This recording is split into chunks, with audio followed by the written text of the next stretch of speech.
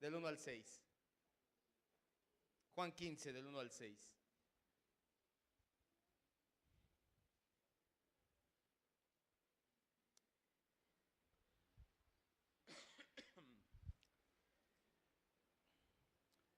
Cuando lo tenga vamos a darle lectura. Dice la Escritura, hablando Jesús: yo soy la vid verdadera y mi Padre es el labrador. Todo pámpano que en mí no lleva fruto lo quitará, y todo aquel que lleva fruto lo limpiará para que lleve más fruto. Ya ustedes están limpios por la palabra que les he hablado. Permanezcan en mí y como el pámpano no puede llevar fruto por sí mismo si no permanece en la vid, así tampoco ustedes si no permanecen en mí. Yo soy la vid, ustedes los pámpanos. El que permanece en mí y yo en él, este lleva mucho fruto, porque separados de mí nada pueden hacer. Versículo 6, aquí terminamos.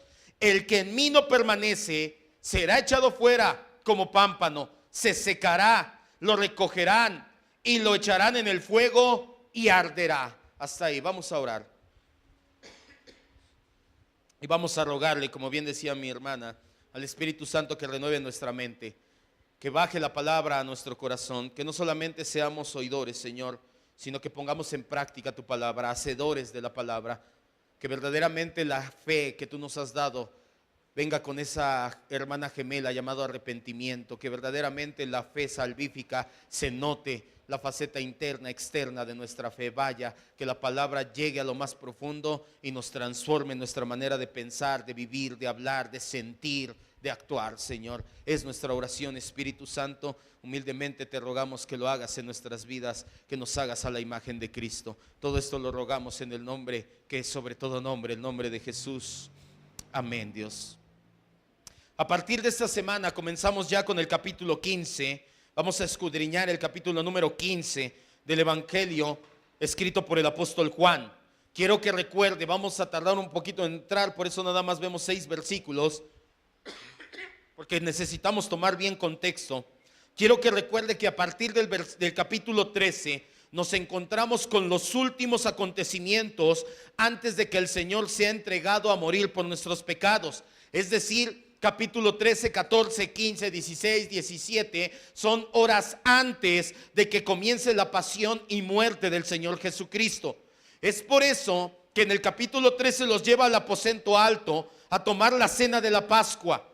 ¿Cuál es la cena de la Pascua? Ya lo dijimos, estaban en la víspera de la celebración de la Pascua, que es la más importante de las fiestas judías que Dios le dio al pueblo de Israel. Escuche bien, el día de mañana se celebra Hanukkah. ¿Qué es Hanukkah? Regrésese a escuchar Juan 8 cuando hablé acerca de Jesús es la luz del mundo. Ahí hablamos del Hanukkah. Le recuerdo rápidamente, ni siquiera es una fiesta instituida por Dios. El Hanukkah es una fiesta que instituyó el pueblo porque en la época de Macabeos, de la dinastía de los Macabeos, llevaron una puerca, una cerda literalmente, y la sacrificaron en el altar del holocausto. Cuando los judíos se liberaron de la opresión de los griegos, ellos dedicaron nuevamente el altar. Por eso se llama fiesta de la dedicación. Hay gente que ya está prendiendo velitas y subiendo su menorá a internet y dicen: yo no necesito ser judío para celebrar una fiesta judía, pero es lo que quiere ser a final de cuentas, una mezcla bizarra entre cristianismo y judaísmo que da el cristianismo mesiánico, se llaman ellos, nada que ver con el cristianismo bíblico. Dicen que es una de las fiestas que Dios instituyó, no es cierto. Dios instituyó 3 fiestas nada más. ¿Cuáles son? Pascua, el Peshajo, la Pascua. ¿Cuál otra? Tabernáculos, que también vimos a Jesús en los tabernáculos. ¿Y cuál otra? Cuando veamos Hechos 2, la fiesta de Pentecostés. 3 fiestas, lo demás lo instituye el mismo pueblo como nación. Esas fiestas, ¿para qué las dio Dios? ¿Para que las celebremos también nosotros los cristianos? No, las dio como una señal de Cristo en el Antiguo Testamento, las dio para el pueblo judío. Si tú naciste étnicamente judío, si tú eres del pueblo de Israel, está bien que culturalmente celebres ese tipo de situaciones, pero ¿cuántos judíos hay aquí?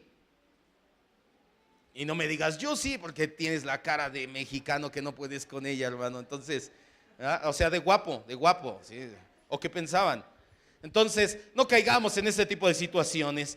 Estaban celebrando la Pascua. Ya no tardaba mucho en celebrar la Pascua. Esta fiesta Dios la dio como señal de identidad nacional al pueblo, y su contenido, como todo el Antiguo Testamento, apunta a Jesucristo. Se cumple en Jesucristo y a partir de ahí ya todo es en Cristo.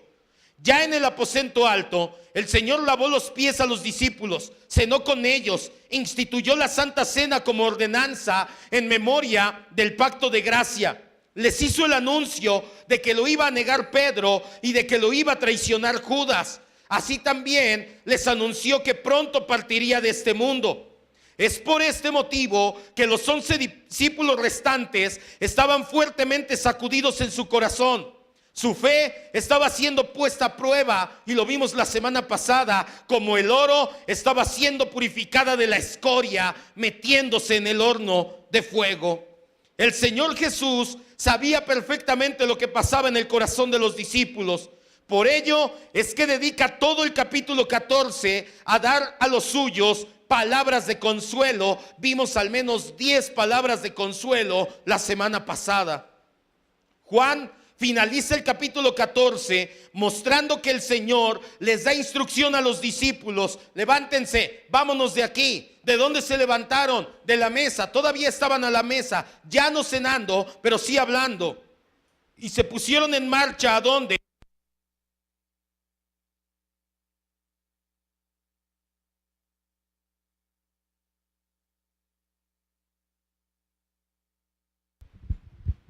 Es en el camino a Cedrón que el Señor dirige las palabras del capítulo 15, 16 y 17. Muy seguramente pararon en más de una ocasión. Van los 11 caminando con Jesús. Jesús les va diciendo unas palabras en el camino del aposento alto al torrente de Cedrón. Y en el camino muy seguramente varias veces se pararon. Todos se juntaron, hicieron team back. El Señor continuó hablando y les dijo: vámonos nuevamente. Y así hasta llegar al capítulo 18.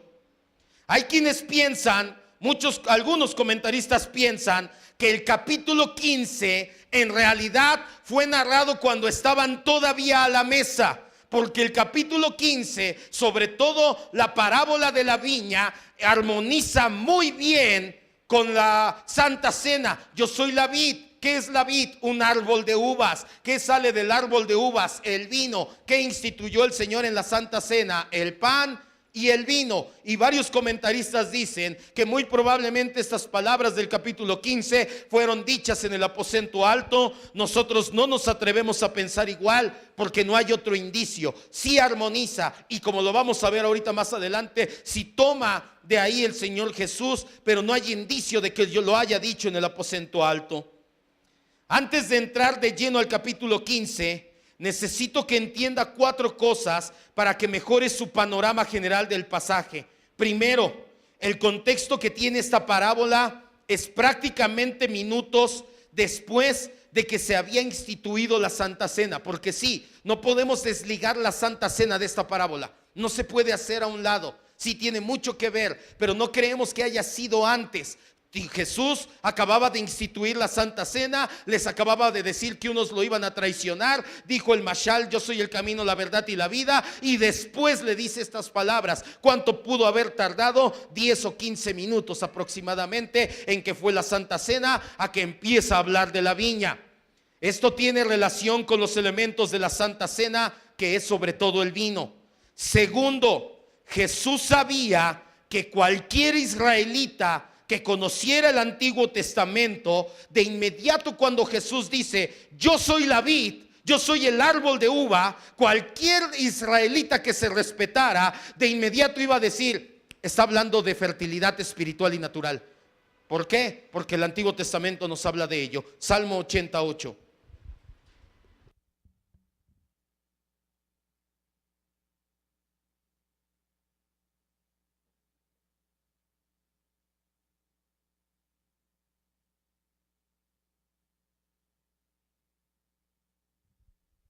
Salmo 88.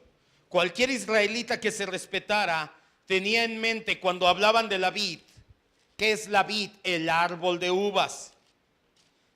en muchas ocasiones, no solamente vamos a leer Salmo 88 y 80:14, pero si tú lees el Salmo 128, Isaías 5, Ezequiel 17, Joel 2, Zacarías 8, Malaquías 3, te darás cuenta que en todos esos pasajes los profetas o escritores del Antiguo Testamento mencionan la vid, el árbol de uvas, como símbolo de fertilidad, de prosperidad, tanto natural como espiritual. Por eso es que Jesús, cuando les dice yo soy la vid, en ese momento los 11 discípulos de inmediato tomaron el concepto y dijeron: me habla de fertilidad, me habla de dar fruto. ¿Qué es fertilidad? Dar fruto, eso es fertilidad. Salmo 88, solamente ahí le dejo las demás citas, después las busca en su casa. Hiciste venir una vid de Egipto, echaste las naciones y plantaste ahí la vid. Versículo 14: oh Dios de los ejércitos, vuelve ahora, mira desde el cielo y considera y visita esta viña. ¿Qué es una viña? Sinónimo de vid, casi. La viña es el campo donde hay muchas vides. Vaya, tú tienes un árbol de naranjas, no sé, el huerto naranjero se le llama a donde hay muchos árboles de naranjas. En este caso la vid es un solo árbol. La viña es el terreno donde tenías al menos 2 o más árboles de uvas. Por eso es que el escritor del Salmo dice: visita nuevamente tu viña, haznos fértiles como nos hiciste fértiles cuando nos trajiste de Egipto y nos plantaste y nos hiciste florecer. El tercer concepto, las parábolas. Esta es una parábola, tienen enseñanzas centrales. No la perdamos de vista. No me voy a andar por los detalles, no vamos a entrar a ver qué es esto y esto y esto. Nos vamos a ir sobre la enseñanza central. Cuarto, este es el séptimo y último yo soy de Jesús del Evangelio de Juan. En Juan, Jesús da 7 sermones, 7 milagros y 7 yo soy. Anteriormente ya vimos que él dijo: yo soy el pan de vida, cuando estaba repartiendo y dio de comer a 5,000. Dijo: yo soy la luz del mundo, cuando estaba la fiesta de Hanukkah, porque prendían un candelabro grande en el patio y Jesús les dijo: ven, ese candelabro no es nada, yo alumbro a todo el mundo para sacarlo de su pecado. Él también les dijo: yo soy la puerta de las ovejas y para las ovejas. Yo soy el buen pastor, yo soy la resurrección y la vida cuando Lázaro había muerto, y yo soy el camino, la verdad y la vida. Una vez más el Señor utiliza el yo soy para reafirmar su plena divinidad, para decir que es igual al Padre. Una vez aclarado esto, tenga todo esto en mente, o se lo voy a estar recordando para que no diga: ¿por qué llega a esa conclusión el pastor? Por estos 4 puntos que le acabo de decir y el contexto que tenemos. Tengamos esto en mente, este contexto, las referencias, pues nos van a ser de bendición para comprender correctamente a Jesús y sus palabras en esta alegoría, metáfora, parábola, como le quiera llamar. Lo primero que dice el Señor, ahora sí vaya a Juan 15:1. Lo primero que dice el Señor. ¿Por qué no nos dice eso el pastor y ya? ¿Por qué le da tantas vueltas? Porque si no, entonces no sería predicación expositiva.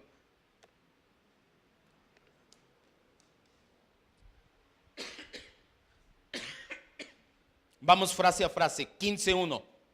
Yo soy la vid verdadera, hasta ahí.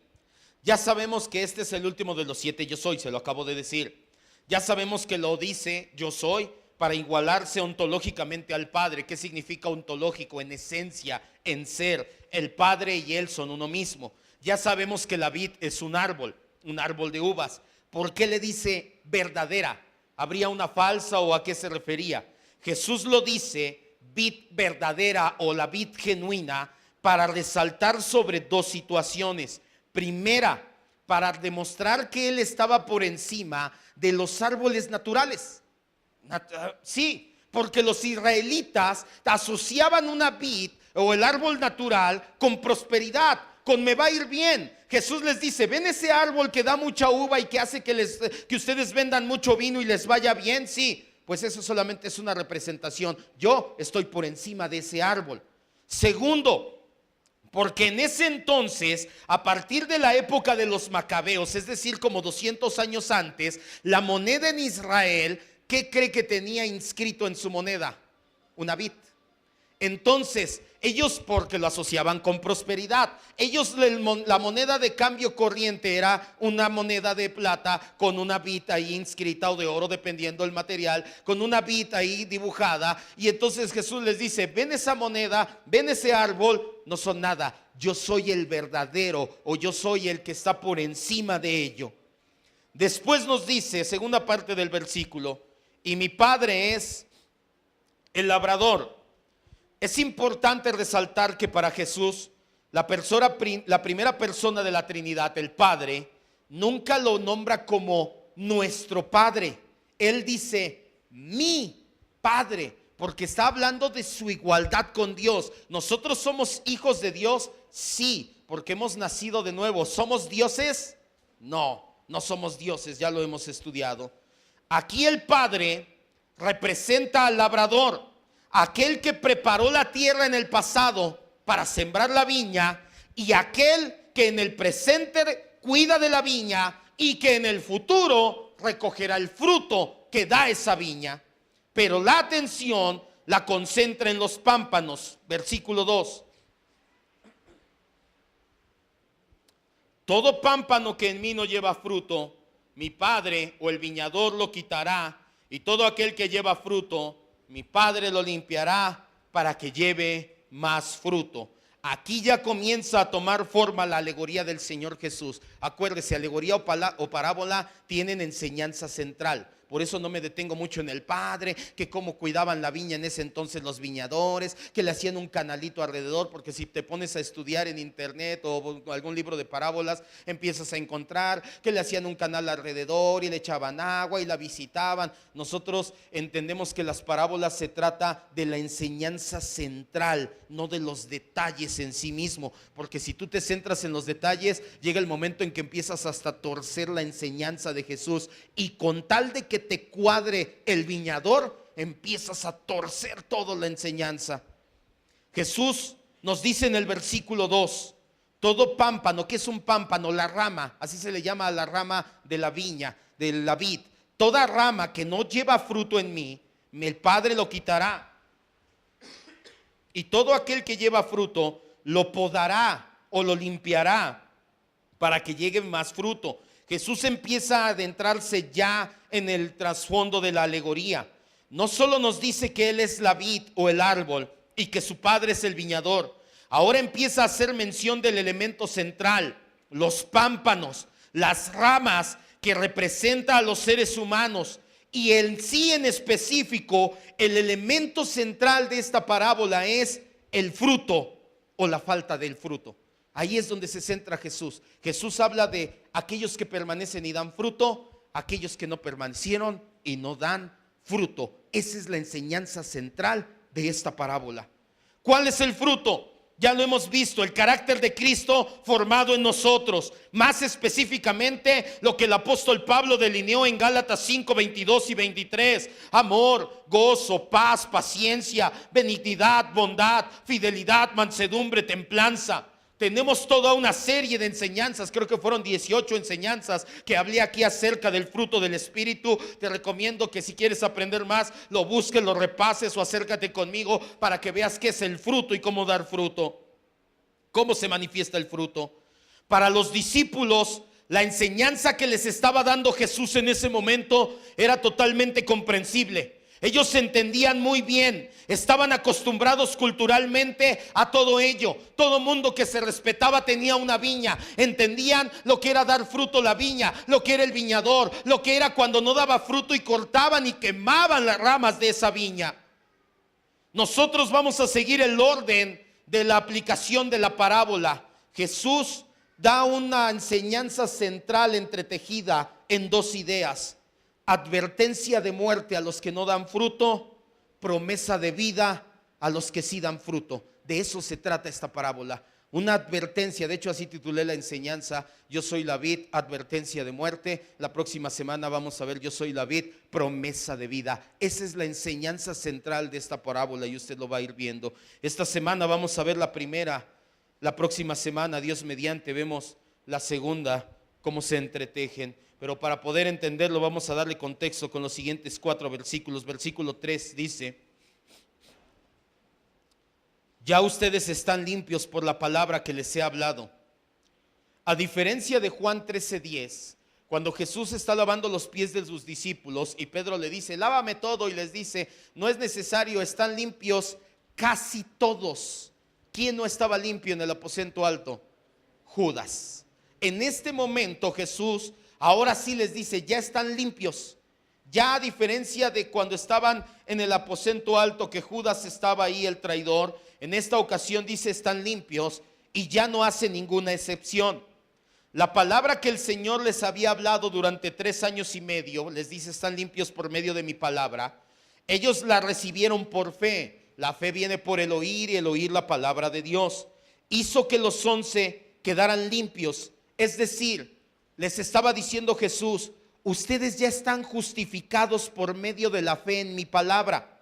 La justificación ya está lista, pero el proceso de reflejar esa justificación mediante su santificación, eso está en progreso, y nos lo dice en el versículo 4. ¿Se acuerdan cuando vimos las 7 etapas de la salvación? La justificación, todas están ligadas, pero la santificación aterriza la justificación. ¿Cómo sabes que eres justo? Porque eres santo, porque se ve la santidad. ¿Esa santidad es tuya? No, viene de parte de Cristo en ti. Versículo 4 es lo que está diciendo aquí Jesús. Permanezcan en mí y yo en ustedes. Como la rama no puede dar fruto por sí misma si no permanece en el árbol, así tampoco ustedes no van a dar fruto si no permanecen en mí. Aquí vemos nuevamente que habla de dar fruto y no dar fruto. Es como si el Señor estuviera diciendo, ya los justifiqué por mi palabra, ya quedaron justos por medio de la fe, pero también los voy a santificar por medio de esa misma fe. Permanezcan en mí y la santidad que yo tengo se verá reflejada. Ya lo entendimos cuando estudiamos soteriología. La gracia de Dios es para ser salvo y para ser santo. Esa gracia siempre se recibe por medio de la fe. La fe en la gracia de Dios es para salvación y para santificación. Acerca de permanecer, no nos vamos a detener aquí. Lo vimos en el discipulado. Ya sabemos que permanecer, del griego menó, que significa estar firme, ya lo estudiamos. Nosotros le llamamos la mayoría de las veces descansar en Cristo, tu relación diaria e íntima con Él. Hemos entendido que no se trata de orar por orar, de leer la Biblia por cumplir, de congregarte por costumbre. Todo eso y más, todo lo que tú haces para descansar en Cristo es con miras a fomentar una relación de intimidad con Él. Cuando tú empiezas a ver el orar, el leer la Biblia, el congregarte como una relación con Cristo y lo fomentas, entonces van a dejar de ser obligaciones espirituales y vas a empezar a permanecer verdaderamente. El Señor lo confirma en el versículo 5. Vamos ahí, versículo 5. Quiero apurarme para llegar a la enseñanza central. Yo soy la vid y ustedes los pámpanos. El que permanece en mí y yo en él, este lleva mucho fruto, porque separados de mí nada pueden hacer. Jesús repite lo que nos había dicho en el versículo 1. Yo soy la vid. Ya no aclara que es la vid genuina. Da por hecho que ya quedó entendido la primera vez. Ya tampoco menciona a su padre.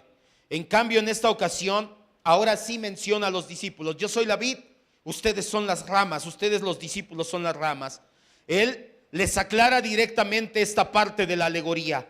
Yo soy el árbol, ustedes las ramas. Estén firmes en mí para que puedan dar fruto. Jesús les aclara enfáticamente, separados de mí, nada pueden hacer. Si tú intentas dar fruto en tus fuerzas, si tú intentas crecer en tu talento, en tu esfuerzo, jamás lo lograrás. Solamente hay una manera de dar fruto, permaneciendo en Cristo. Si no es por medio de tu relación con Él, todo lo que hagas delante de Dios es como nada. Este pasaje enseña ciertamente la incapacidad del ser humano para poder hacer lo bueno delante de Dios aparte de Cristo. O es permaneciendo en Cristo, o lo que tú haces espiritualmente no vale nada. Finalmente, versículo 6, llegamos a nuestro cenit. todo esto que te estoy diciendo ahorita va a tomar forma.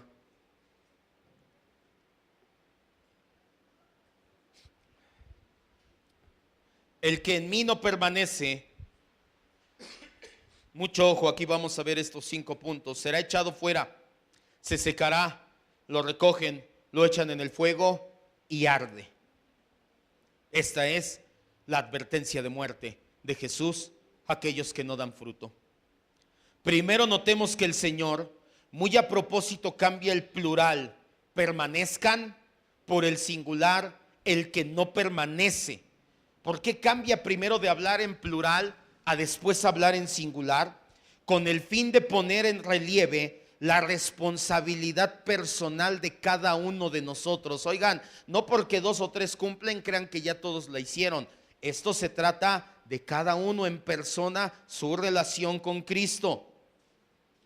Está hablando de la responsabilidad personal de aquellos que rechazan el Evangelio.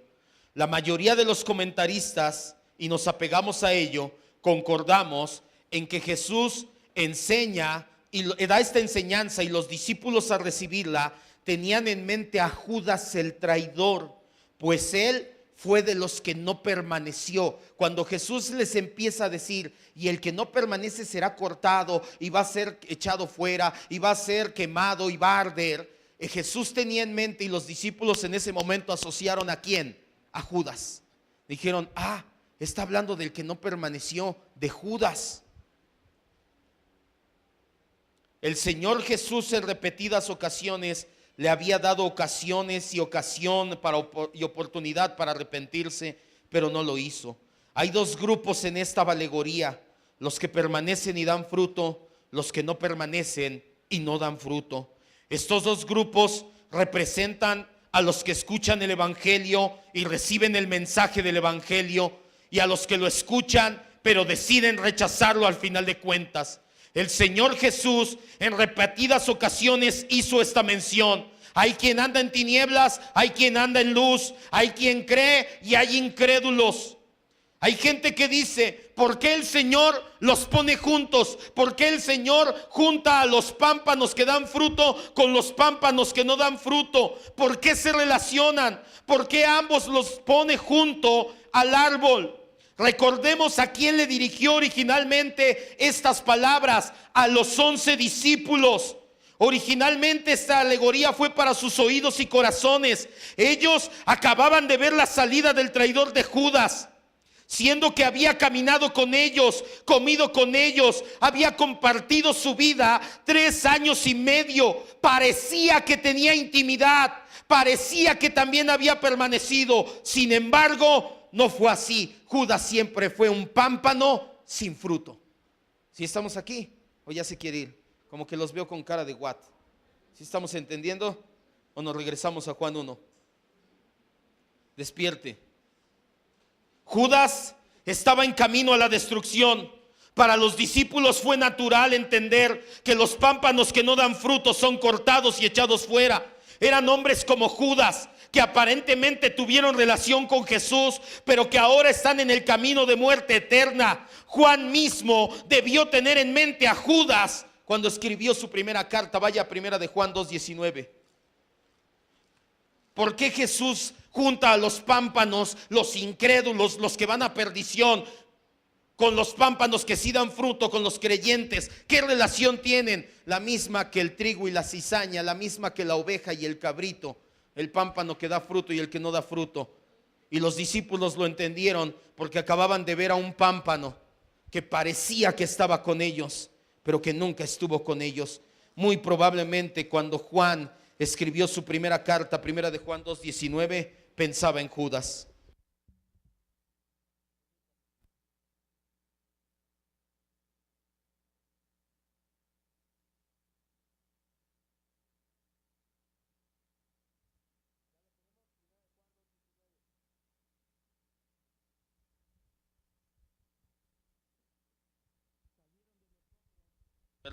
Salieron de nosotros, pero no eran de nosotros, porque si hubieran sido de nosotros, habrían, ¿qué dice?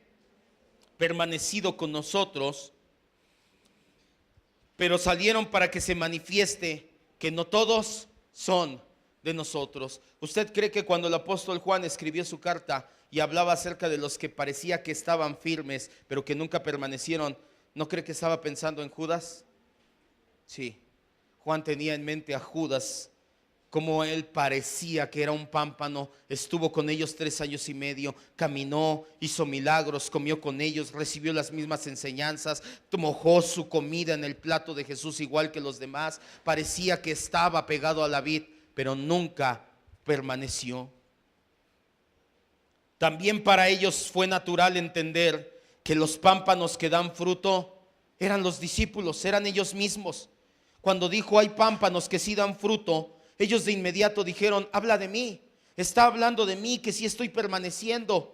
De hecho, Jesús por eso les dice, y el pámpano que da fruto será podado. En ese momento entendieron y dijeron, por eso es que estoy pasando esta prueba, por eso es que mi corazón está siendo sacudido, porque estoy dando fruto, pero Dios quiere que mis emociones se conviertan en convicciones. ¿Sí se acuerda de la enseñanza de la semana pasada?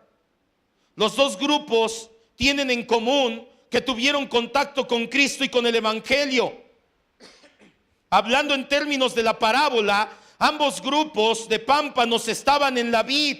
Jesús se estaba refiriendo a los cristianos y a los casi cristianos. Podemos entender que hay personas que no necesariamente por estar en la vid estaban unidos espiritual y salvíficamente con Cristo. No todos los que están en el pacto son del pacto. No todos los que fueron bautizados en Moisés fueron salvos. Primera de Corintios 10 del 1 al 5. Vaya, no todos somos cristianos, hay cristianos y casi cristianos. Primera de Corintios 10 del 1 al 5. Por eso Jesús los pone juntos. Por eso Jesús habla de los pámpanos que dan fruto y de los pámpanos que no dan fruto. Pero da una palabra, una advertencia de muerte a los pámpanos que no dan fruto. Primera de Corintios 10 del 1 al 5. Porque no quiero, hermanos, que ignoren que nuestros padres todos estuvieron bajo la nube, hablando de cuando iban en el desierto, y todos pasaron el mar, y todos en Moisés fueron bautizados en la nube y en el mar. Porque el Señor abrió el mar y llevaba una nube, porque era un tipo del bautismo, no del Espíritu Santo, del bautismo como señal externa de algo interno. No todos los que son bautizados son cristianos, se lo he dicho. Hay paganos remojados en las iglesias para echar para arriba. Versículo 3. Y todos comieron el mismo alimento espiritual, el maná. Hay gente que viene, escucha el mismo alimento que les damos a unos y a otros lo escuchan. Y todos bebieron de la misma bebida espiritual, porque bebían de la roca espiritual que los seguía, y la roca era Cristo. Pero de los más de ellos, está diciendo, pero la mayoría de los que estaban ahí con Moisés, ¿qué dice? No se agradó Dios. O sea, todos, la mayoría parecían cristianos. Vamos a ponerlo en términos más prácticos. La mayoría parecía que sí amaban a Dios, parecían cristianos, pero de ellos ni siquiera se agradó Dios, por lo cual quedaron tirados en el desierto. De hecho, solamente 2 pasaron de esa generación. ¿Quién y quién? Y Josué.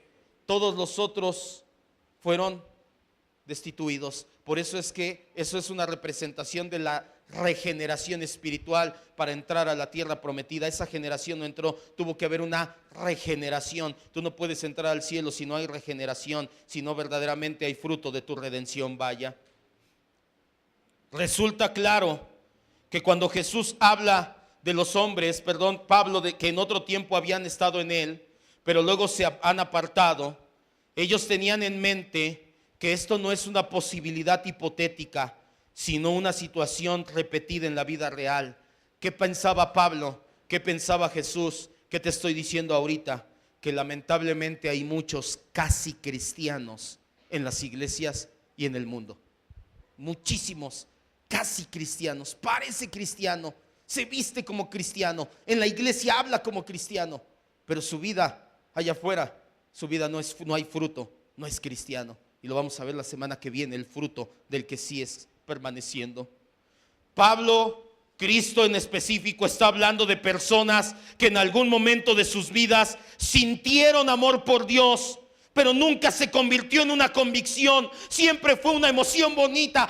Qué bonito siento venir a la iglesia. Se siente bien padre la presencia. Se siente bien bonito que Dios sea mi ayudador. Pero nunca maduraron y convirtieron ese sentimiento en una convicción. Pase lo que pase, Señor, yo estoy contigo. Está hablando de personas que anhelan la salvación, pero que rechazan el señorío de Cristo. Está hablando de gente que escuchó la verdad, pero que nunca tuvo amor por la verdad. Gente que recibió la semilla del evangelio, pero que esa semilla nunca germinó y dio fruto. Está hablando de los que estuvieron en la vid, pero nunca permanecieron. De eso se está hablando Jesús, y de eso se trata la enseñanza central de esta parábola, de los que no permanecen y son cortados. Pastor, ¿significa que hay personas que podemos estar en Cristo y perder la salvación? No, en ningún sentido este pasaje sugiere que puedes caer de la gracia como si hubieras sido salvo y perder tu salvación. Esta alegoría es clara. Los pámpanos que se cortan y se queman representan a personas que nunca dieron fruto. Si tú has dado fruto y estás en proceso y Dios está trabajando contigo y tienes caídas y luchas, pero Dios está trabajando en ti y se ve el fruto, más del 50% de tu tiempo en tu vida estás reflejando fruto y vas en aumento, tranquilo, no está hablando. Pero ¿a quiénes cortaron? A las ramas que fue y buscó y no había fruto. Entonces, si tú das fruto, estás permaneciendo, eres salvo. Pero los que no dan fruto jamás permanecieron. En consecuencia, Jesús está hablando de aquellos que supuestamente estaban en él, pero ni así dieron fruto. Nunca un verdadero cristiano nunca fueron verdaderos creyentes. En el mejor de los casos fueron casi cristianos. Su relación con Cristo solamente fue externa. Nunca hubo intimidad verdadera. No hay conflicto en este pasaje y la seguridad eterna de tu salvación, de aquellos que hemos nacido de nuevo. Los verdaderos creyentes en el capítulo 15 estamos representados por los pámpanos que sí dan fruto, y esos nunca van a perecer. Pero aquellos que rechazan la luz, esta es la advertencia de muerte. Versículo 6, Juan 15, 6. La advertencia de muerte es quíntuple.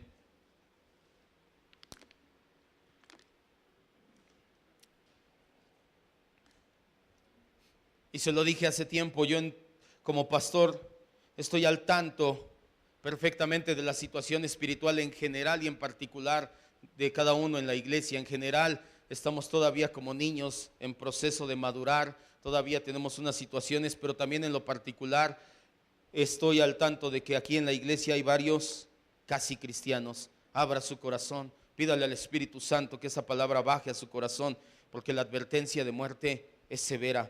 Versículo 6, 15, 6 dice, ¿dónde estoy? El que en mí no permanece, aquel que es casi cristiano, será echado fuera, se secará, lo recogerán, lo echarán en el fuego y arderá. Primero será echado fuera. Está hablando de la condenación.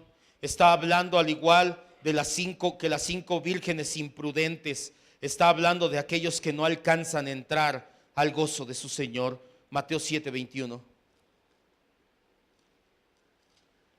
Está hablando de aquellos que llegarán y tocarán la puerta y le dirán: Señor, ábrenos, fuimos por aceite. No las conozco. Señor, Señor, pero en tu nombre hice. No te conozco, apártate de mí, porque no diste fruto, porque fuiste hacedor de maldad. La maldad y el pecado estuvo de continuo solamente en tu corazón. Mateo 7:21 al 23. No todo el que me dice Señor, Señor va a entrar en el reino de los cielos, sino el que dice. ¿Y eso qué es? Dar fruto. El que hace la voluntad de mi Padre, el que refleja el carácter de Cristo, ese es el que da fruto. Muchos me dirán en aquel día, en el día final: Señor, Señor, no me la pasé todo el tiempo en la iglesia, que hasta profeticé en tu nombre, y en tu nombre eché fuera demonios, y en tu nombre hice milagros. ¿No parecía yo un cristiano? ¿No fui un casi cristiano? Entonces Jesús le declarará: nunca te conocí, apartado de mí. ¿Qué? vas a ser echado fuera. Esa es la primera advertencia. Aquellos que no son verdaderamente permaneciendo en Cristo, los que no dan fruto, primera advertencia, serás echado fuera. Segunda advertencia, se secará. Aunque esa persona pueda seguir un tiempo más con vida, nunca tendrá paz, ni gozo, ni tranquilidad. Será espiritualmente seco. Judas 12. Te preguntas por qué vienes a la iglesia y pareces casi cristiano y volteas a izquierda y derecha y dices, ¿por qué yo no tengo esa paz, ese gozo, esa tranquilidad? ¿Por qué siempre estoy seco espiritualmente? ¿Por qué siempre estoy con tanta zozobra? ¿Por qué? Porque Jesús dice, se secará. Nunca vas a tener paz. Lo vimos apenas hace un par de semanas. Te vas a querer inventar tu propia paz, pero la paz que sobrepasa todo entendimiento no la vas a tener. Y la vas a querer disfrazar comprándote cosas, saliendo de viaje, haciendo tantas cosas, callando tu conciencia y diciendo, ay no, diciéndote mentiras, pastor, pero no soy rico para hacer eso. Ah, bueno, pero ¿qué tal te vas a terapiar a ti mismo? No estoy tan mal, hay otros peores. Judas 12. Estos, si tú lees el contexto, habla de los falsos creyentes. Estos son manchas en sus ágapes que comiendo impúdicamente con ustedes se apacientan a sí mismos. Son, ¿qué dice? Estás seco, eres una nube, pero no tienes agua, no hay paz, no hay tranquilidad, no hay nada en ti. Llevado de acá para allá por el viento, árbol otoñal, ¿sin qué? 2 veces muerto y arrancado. Basta recordar el terrible tormento espiritual y emocional que orilló a Judas ¿a qué? Como no permaneció, fue echado fuera y se secó. Su alma estaba con tanto desasosiego, no tenía paz espiritual, que terminó colgándose y desparramándose sus entrañas en el suelo. Tercera advertencia, y los recogen. Para entenderlo, vaya a Mateo 13:30.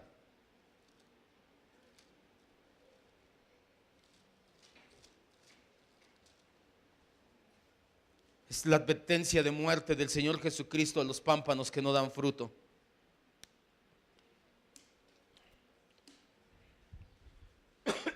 A los casi cristianos, a los que no se toman en serio su vida espiritual.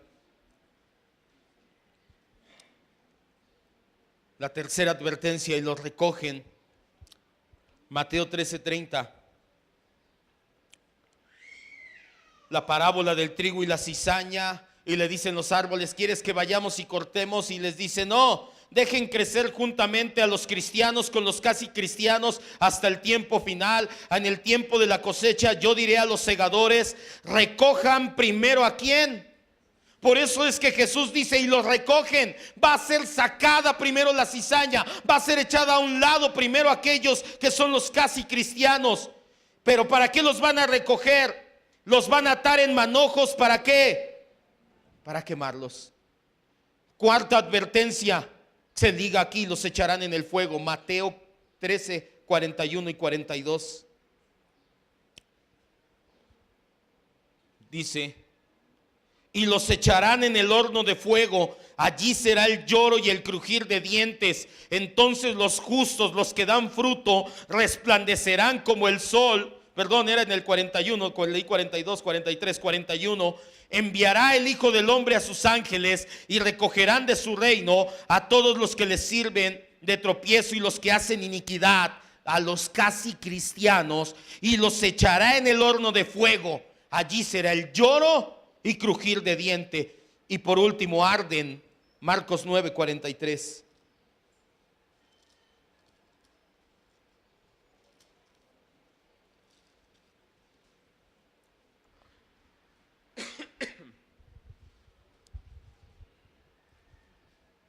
Y arden. Marcos 9:43 al 48.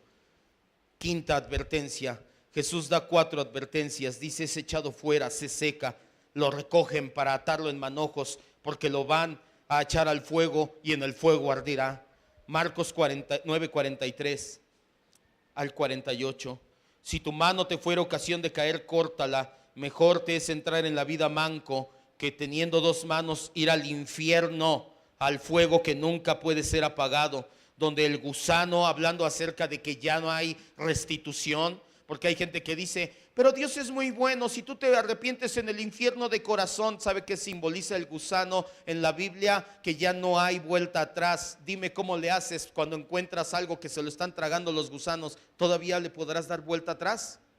Ya no, es lo que significa, donde el gusano de ellos no muere y el fuego nunca se apaga. Y si tu pie te fuera ocasión de caer, corta, lo mejor te es entrar. Ojo, esto no es tomarlo literalmente, esta es una hipérbole. Está diciendo que si hay algo que te hace pecar, lo quites, no que digas, ojo, ahí nos vemos, y el otro, porque con este también veo. Entonces, no. Versículo 44, 45, si tu pie te fuera ocasión de caer, córtalo. Mejor te es entrar a la vida cojo que teniendo dos pies ser echado en el infierno, al fuego que no puede ser apagado, donde el gusano de ellos no muere y el fuego nunca se apaga. Si tu ojo te fuera ocasión de caer, sácalo. Mejor te es entrar en el reino de Dios con un ojo que teniendo dos ojos ser echado al infierno, donde el gusano de ellos no muere y el fuego nunca se apaga. Haz lo que tengas que hacer, haz lo que sea necesario para no pecar, para permanecer y dar fruto, porque de lo contrario arderás, el fuego no apaga, el gusano nunca muere. Quiero que entienda, ya con esto vamos a terminar. El texto, este que acabamos de leer, junto con toda la escritura, es clara. La aniquilación del ser humano no es una opción. No importa qué tan bonito suene a los oídos inmaduros, a los liberales o a los pseudointelectuales, porque hay gente que dice, no, yo no creo que Dios sea tan malo de mandar a sus criaturas, a sus hijos al infierno. Déjame decirte algo, los que creen que va a ser aniquilado son los liberales, son los pseudointelectuales o son los inmaduros. La Biblia es clara, hay un tormento eterno. Hay un pseudopastor, yo creo que algunos lo conocen. ¿No conocen a Edgar Pacheco, pastor metodista liberal? Edgar el Chanclas Pacheco, el Chanclas Locas Pacheco, lo traen ahorita. Es lamentable la situación con este hombre, porque tiene mucha influencia en Monterrey, en la iglesia metodista en Monterrey, y en su blog está escribiendo que el peregrinaje espiritual que Dios lo está llevando a la conclusión de que no hay infierno, de que Dios es un Dios tan bueno, tan bondadoso, que no pudo haber creado el infierno para sus hijos, que el infierno le recuerda a cuando su mamá lo agarraba a chanclazos porque hacía algo mal, como un castigo. Dios no es así. Eso es eisegesis. Lo que yo creo se lo pongo a la escritura, pero la escritura es clara. El infierno fue creado para el diablo y sus ángeles y para aquellos que no permanecen y no dan fruto. En el infierno tú vas a ver en todo el esplendor atributos de Dios como justicia, ira y santidad. Es justo el pago por los pecados de aquellos que vayan a ir al infierno. Por eso la advertencia es aquí en la tierra, porque una vez que estén allá, nada se podrá hacer. Cierra tus ojos, vamos a terminar. Así que no pienses en el Dios hippie buena onda, que nunca te va a enviar al infierno porque es muy bueno.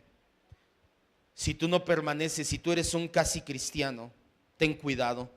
No hay nada más peligroso para sí mismo, que el casi cristiano. Cree que va camino al cielo, cree que Dios es bueno y lo va a salvar al final, cree que no será echado al lago de fuego. Algunos ni creen que haya lago de fuego o infierno, pero su fin es claro. Jesús da una advertencia de muerte. Se cortará, se secará, será echado fuera, se recogerá y arderá. Su fin es la muerte segunda. Esta es la advertencia de muerte. Jesús no la da ni la damos nosotros con el fin de provocar miedo. No quiero que salgas de aquí con miedo. Esto solamente es una de las maneras en que Dios providencialmente guarda a sus elegidos, porque aquellos que somos elegidos escuchamos la advertencia de muerte y de inmediato ponemos cartas en el asunto y decimos, oye, ya me voy a tomar mi vida espiritual en serio. Me estoy dando cuenta que esto del infierno, que las advertencias que Jesús hace al respecto de ser echado al infierno, vienen en serio. Nada de que el Dios hippie que te va a perdonar al último. Nada de que en el último segundo de tu vida haces una oración de fe y te vas al cielo. Nada de que va a pesar tus obras buenas como cristiano al principio. Si empezaste bien, pero ahora eres un casi cristiano, déjame decirte, serás cortado, te secarás, te atarán en manojo, te echarán al fuego y arderás. Esa es la advertencia de muerte. Amado hermano, amada hermana, escúchala, guárdala en tu corazón y pon manos a la obra. Empieza a permanecer en Cristo. La semana entrante, ¿cómo le hago? ¿Cómo permanezco? La semana entrante vemos a aquellos que dan fruto, vemos a aquellos que permanecen, vemos la promesa de vida a los que permanecen. La semana entrante, entonces, por lo mientras te digo, ya deja tu vida, ya deja de vivir como te da tu gana tu vida y empieza a orar. Señor, ordena mis pasos, ordena mi vida. No quiero ser un casi cristiano. Vamos a orar. Señor Jesucristo, le damos gracias por esta palabra de advertencia que nos da, pues nos sirve para guardarnos providencialmente de caer. Sabemos que hay seguridad eterna en la salvación, pero no llega por magia. Es este tipo de advertencias las cuales nos guardan eternamente, pues aquellos que atesoramos nuestra salvación y su señorío, escuchamos esta palabra y ponemos cartas en el asunto y empezamos a rendirnos, a humillarnos, a ser dóciles a su espíritu, a la acción de su palabra en nuestro corazón. Yo le ruego, Señor, por todos aquellos que son casi cristianos, que estén escuchando esta palabra, aquellos que casi dan fruto, aquellos que casi parecen, pero que la mayoría del tiempo su vida no da fruto y no reflejan, que esta palabra llegue al más profundo de su mente y corazón y que comiencen verdaderamente a descansar y a dar fruto. Gracias, Padre bendito, por esta advertencia. La tomamos muy en serio y sabemos que el infierno como un lugar real va a ser una manera en la cual usted va a reflejar atributos que hasta ahora no hemos visto en esplendor. En este momento conocemos su gracia, su amor, su misericordia, pero llegará el momento en que veremos otros atributos en esplendor. Gracias, Padre, en el nombre de Jesucristo te decimos amén, Dios.